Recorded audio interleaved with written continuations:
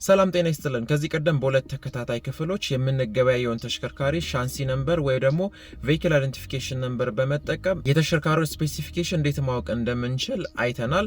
ዛሬ ደግሞ የምናየው ይህ ሻንሲ ነምበር ወይ ደግሞ ቬሂክል አይደንቲፊኬሽን ነምበር በተሽከርካሪው ላይ በየትኛው ቦታ ላይ ይገኛል የሚለውን ነገር እናያለን። ላይክ፣ ፎሎ፣ ሼር፣ ኮፒ ሊንክ እና ሪፖስት አድርጉ። በተሽከርካሪዎች ላይ እንግዲህ ሻንሲ ነምበር የሚባል ወይ ደግሞ ቬሂክል አይደንቲፊኬሽን ነምበር የሚባል 17 ዲጂት ያለው ቁጥር አለ።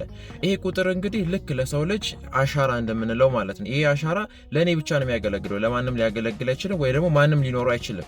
ልክ እንደዛው በተሽከርካሪ ላይ ሻንሲ ቁጥር ወይ ደግሞ ቬሂክል አይደንቲፊኬሽን ነምበር የምንለው ለዛ ተሽከርካሪ ወይ ደግሞ ለአንድ ተሽከርካሪ ብቻ ነው የሚሰጠው፣ ለሌላ ተሽከርካሪ ሊሆን አይችልም።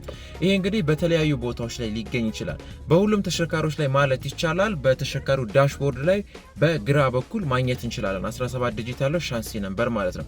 አንዳንድ ተሽከርካሪዎች ላይ ደግሞ በአሽከርካሪው በኩል በሚገኝ ፍሬሙ ይሄኛው ፍሬም ማለት ነው ወይንም ፒለር የምንለው ላይ ሊገኝ ይችላል ወይ ደግሞ እዛ ጋር ማየት እንችላለን። አንዳንድ ተሽከርካሪዎች ላይ ደግሞ በሹፌሩ ጎን የሚገኘው የፓሴንጀር ሲት ወይ ደግሞ የተሳፋሪ መቀመጫ ወንበር ስር ማግኘት እንችላለን። ያንን ምንጣፍ ካለው ምንጣፍ ወይንም መረጋገጫ ካለው መረጋገጫውን አንስተን ማየት እንችላለን።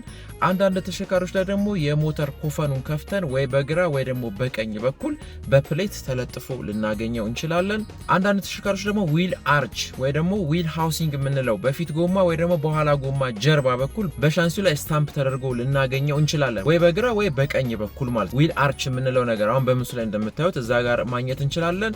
በሁሉም ተሽከርካሪዎች ላይ ደግሞ በሊብሬ ወይ ደግሞ በባለቤትነት መታወቂያ ደብተር ላይ ማግኘት እንችላለን።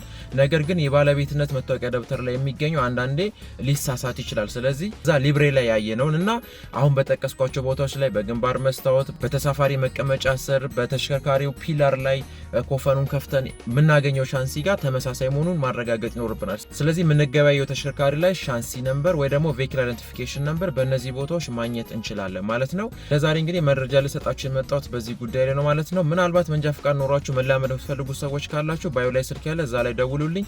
አዲስ ከሆናችሁ ፎሎ አድርጉ። ሀሳብ፣ ጥያቄ ስለ ኮመንት ሴክሽን ላይ አስቀምጡ። ለሁሉም ድረስ ላይክ፣ ፎሎ፣ ሼር፣ ኮፒ ሊንክ አድርጉ። ጤና ይስጥልን።